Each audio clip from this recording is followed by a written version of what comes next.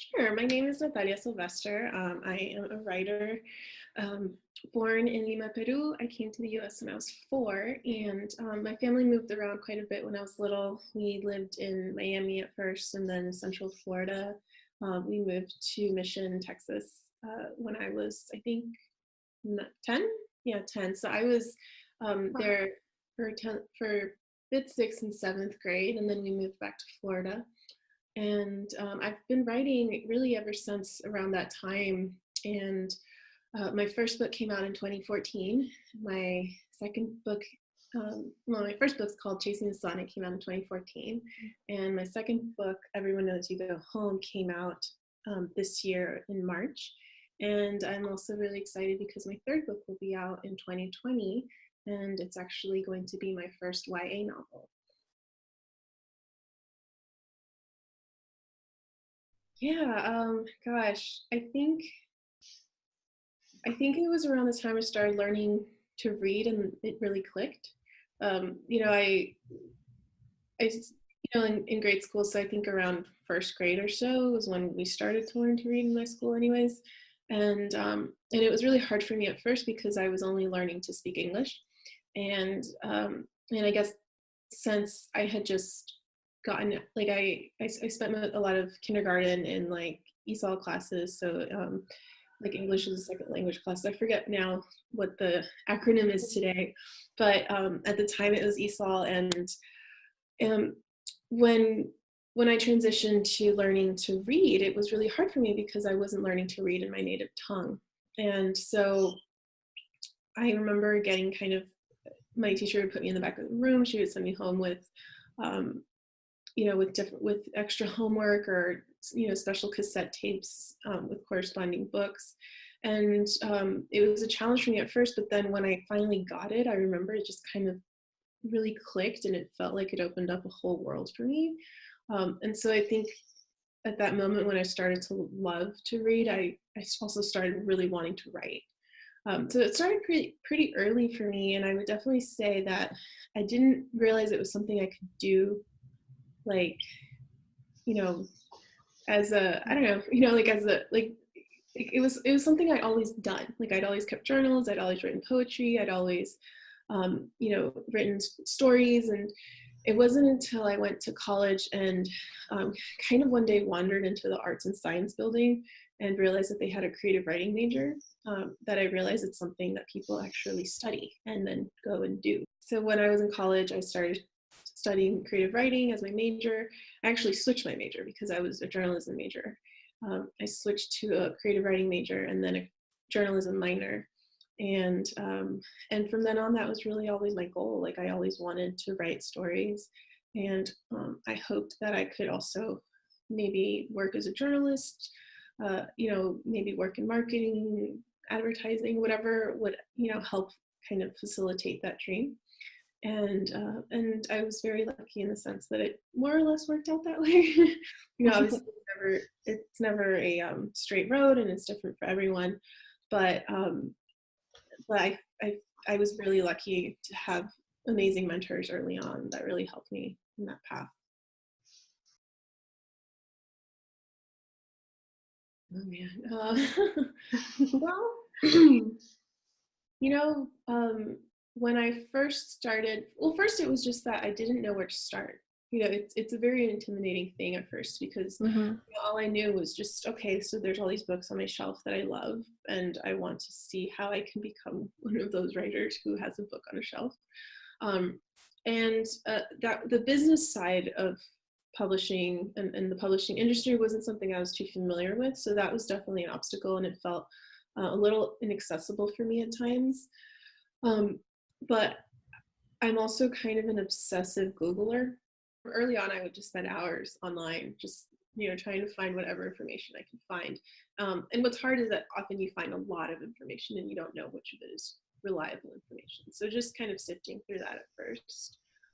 I I once I kind of was on a path, like I learned about that I learned that most authors have like traditionally published authors will have agents that shop their books around to publishers. And so I was, my next step was, okay, well, how do I get an agent? Um, and so for me, the challenge, I think, initially was, I would say my biggest challenge was finding the time to write, giving myself that permission to write, and like feeling giving myself permission to spend so much time and energy on something that I had no idea if it was going to pay off in this traditional way, right? Um, and so kind of still having faith in that, even when I had not very much to show for it. Even once I did eventually find an agent, like she shopped around my book, and it didn't sell. She shopped it around for a year and a half, and about 6 months in, she told me, "We're getting a lot of close calls, and people seem interested, but at the end of the day, they're a no." And that was really hard to hear, because I was under the impression that once you had an agent, like that's it, you're on your way to the New York Times bestsellers list. And it wasn't like that at all. And so, I mean, and that book still hasn't been published. It's still kind of tucked away somewhere. It's still what you would, quote unquote, call like a failed novel. And yet I learned a lot from it. And I learned a lot by writing it. And I learned a lot about the process of being okay with something not working out, and then still, picking yourself up and then keep going, keeping, forging ahead. So, Right. Other challenges, I think, were really more realizing that what I wanted to say was something I had to really hold true to, because once you're in, especially like as a Latina writer, in an industry that is mostly white in terms of who the publishers are, who's in charge of acquiring books, marketing them, editing them, there are a lot of outside forces wanting to shape your narrative and your voice in a certain way, and you have to really hold true and strong to what you're trying to say, and needing to navigate that. So that's been challenging at times too. Oh, nice question. I guess I should mention, after that first book didn't sell, my agent also said, you really should think about writing another one. So I did, and then she sold that one, and that became my first book, Chasing the Sun. And then I got to work on Everyone Knows You Go Home, and I sent it to her, and she read it and actually wasn't a huge fan of it. Wow. And so I had to kind of make a decision. Like, she was like, maybe you should write something else. And I thought, well, I really believe in this book. And so we parted ways, and we parted ways amicably, but essentially I just started over and looked for someone else to represent this book. And so I would say that for me, the moment where I felt like, not even sales-wise, but just that it was connecting with someone, was first of all, when I found a new agent, and she hadn't even finished the book yet, and she already wanted to talk to me about it, and she was already really enthusiastic about it. And I thought, well, this is what I hoped would, I was hoping it would resonate in this way with someone, right? And then in other ways, it's just been like this, it's actually like more of a slow process, and it's more about one-on-one interactions rather than the sales numbers. Like the moments where I feel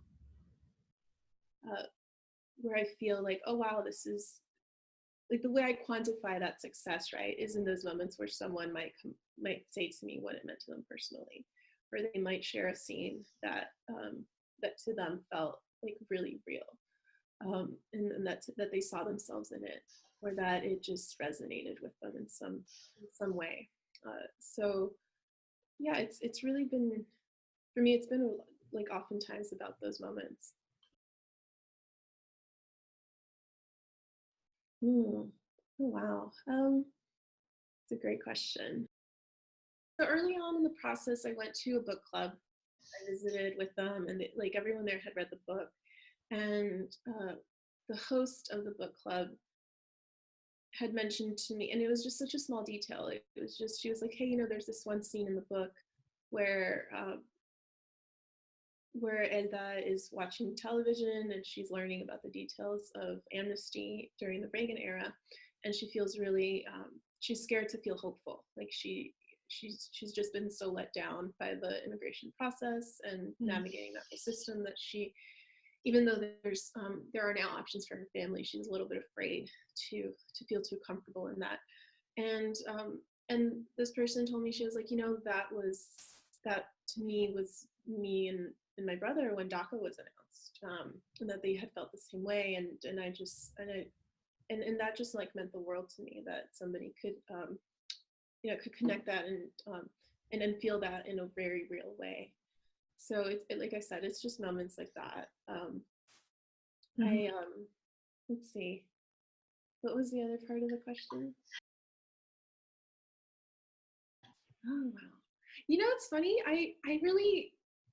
It's not that I haven't gotten them. I have, right? I remember when my first book came out, one of the big trade reviews I got was something like, it felt to me like someone breaking up with you but trying to be nice about it. It's just kind of like, it's an ambitious novel, and when it stumbles brilliantly. And I was just like, and to be fair, this was an outlet really known for very really harsh criticism. So in a way, like, my publisher was actually really nice, and I was like, no, I get it. It's still kind of like having someone break up with you, really be like, oh, it's not you, it's me, kind of thing. But in a way, sometimes the things that have been hardest for me to hear in terms of criticism of the writing, they're hardest because I know deep down they might be true. Like, there are a lot of there's a lot of feedback over the years that have been hard to hear, but then I've chosen to listen to, because I think, hey, you know what, maybe this is going to help me become a better writer. And it doesn't mean that I listen to every single thing. Like, not everyone out there has, is the right, maybe they have different experiences. Maybe they think you're trying to do one thing, and that's actually not at all what you're trying to do. So you have to really sift through and decide, like, which are the voices that I'm going to allow in, and which are the ones I'm going to give weight to. But for me, like, those kinds of really specific and critical moments, I think I tried to see them as moments of growth, and tried to use them in ways that, like, next time around I can, like, check in with myself and be like, hey, am I doing that one thing again? And if I am, like, why am I doing it? And if I am, then how can I make it better? And how can I not only not do that, but how can I look at it in a way that says, well, what is I really trying to do? Oh gosh, yeah, no, I would say absolutely toss those fears aside. And I know that's easier said than done, right? But you do have to be a little fearless. And if anything, I really miss the fearlessness of when I was a younger writer. And it's not to say that I don't, like, that I'm more afraid now, but I think, how do I put this? Oh, it's almost like when you have more experience, you obviously know more, but then that also might mean that there are more things that allow doubt in, and so yeah, I would definitely tell someone, like, embrace the possibility of what your voice is, what it's trying to tell you, what it could be if you were to allow it out. And don't be afraid of the rejection. Don't be afraid of the criticism, because if you can look at it in the right way, and if you again can decide which are the voices I'm going to allow in and give weight to, then they could really be a chance for growth. But you really just have to do it, like, and you have to be persistent in it, and you have to be okay with it taking a really long time. Like, it's sometimes a long game, but in that part, like, throughout that, you're still growing as a writer. And if it's the writing that really fuels you, like those moments on the page where a sentence or an image comes to you and it surprises you and it feels true in a way that maybe you couldn't have expressed otherwise, then keep going. Because at the end of the day, that's what it's going to be about, right? I'm going on my third book, and to this day, the things that bring me the most joy are still the things that happen when I'm in front of the computer all by myself, and just, having a moment that clicks. And so to me, like, yes, the publication is wonderful, and I'm not saying it isn't everything else that's happened. I'm super grateful for, but it also feels really nice to know that it's all because it enables the writing. It enables me to keep writing in a way, and it enables me to keep reaching people with that writing. but the purest moments of joy are still, um, like I said, happening on that page and happening in those moments of self-expression and self-discovery. So if you have like that pure joy for it, then go for it. Don't let anyone stop you. Sure. So my newest book is called Running, and it'll be out in spring 2020. And it's about a 15-year-old girl named Mariana Ruiz. She lives in Miami, and her father is running for president. And it's really about what that journey looks like for her when she realizes, when she sees, when she's kind of thrust into the national spotlight, and what happens when, you know, when you start discovering what you believe in, what you want to speak up about, and perhaps it's not necessarily the same thing as that of your parents. So Chasing the Sun is set in Peru in the 1990s, and it's about a man and a woman who, well, it's about a woman who is kidnapped for ransom and how her husband, you know, tries to bring her home and all the different challenges in that, and how this really difficult situation and trauma affects not just her, but her whole family and everyone around them. And so that book was partially inspired by the fact that when I was still living in Peru, I was 3 years old and my grandfather was kidnapped for ransom. And so he was held for 30 days before my father, who was the one trying to negotiate with the kidnappers, they were able to arrange for his rescue and return home. But it was always something that we didn't talk about very much in my family. And I think it was because it was maybe too difficult. And so it was something I learned about pretty late. I think maybe I was 12 when I first learned about it. And I always just wondered, like, how did this affect our whole path, like our whole life, you know? And writing that book was really my way of trying to explore that, and trying to go back to this, you know, this family narrative that was my family narrative, but it was also one of very many families throughout much of Latin America in that period, where this violence and forms of kidnapping were pretty common. And so that was Chasing the Sun.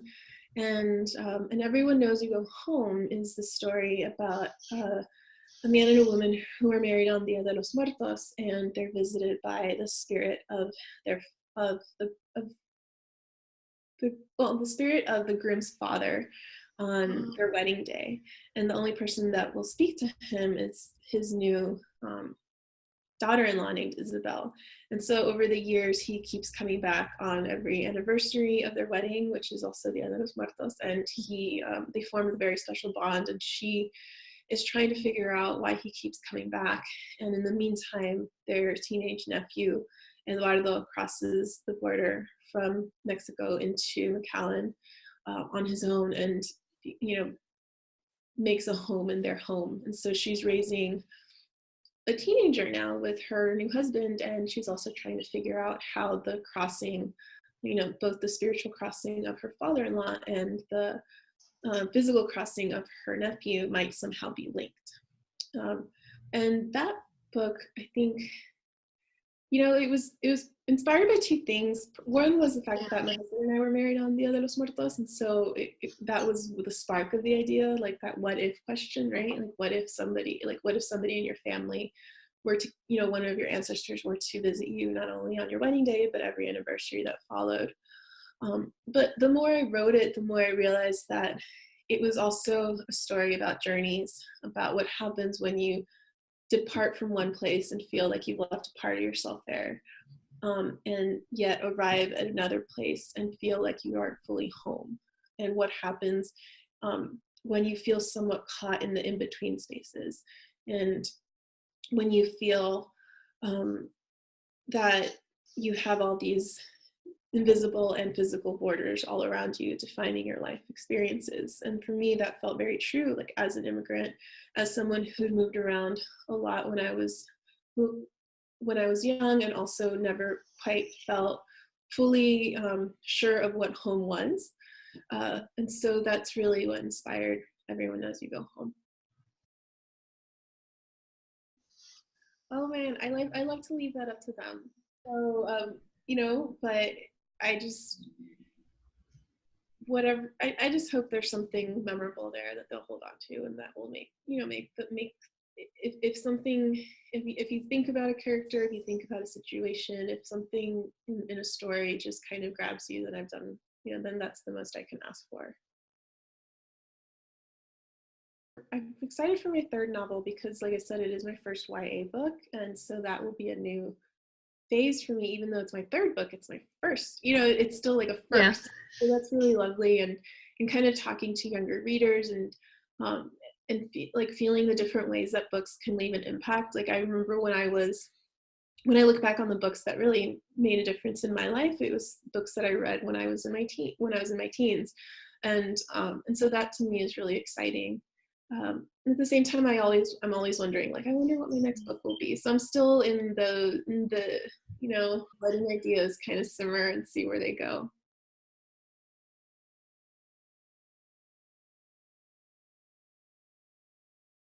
Oh my goodness, that's, you know, it's funny. I always write that at the end of the year, and I was brushing my teeth this morning, and I was like, oh my god, we're almost in December, and I was like, oh, I have to write my 2018 post pretty soon.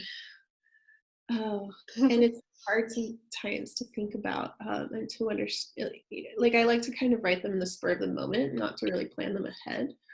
Um, I think this will be a year to reflect on a lot of things, but Mhm. I don't know. You know, you know, I had like my grandfather passed away not too long ago, within the last month or so. So I think there'll probably be a lot of things that to me shine light on just death and what it means, Mhm. and what grieving means, and how we carry it. Um, and maybe also just things about what true friendship means, like what it means to make new friends as you get older and how that happens in surprising ways. But Mhm. but yeah, I guess I'll figure that out once I sit down to write it.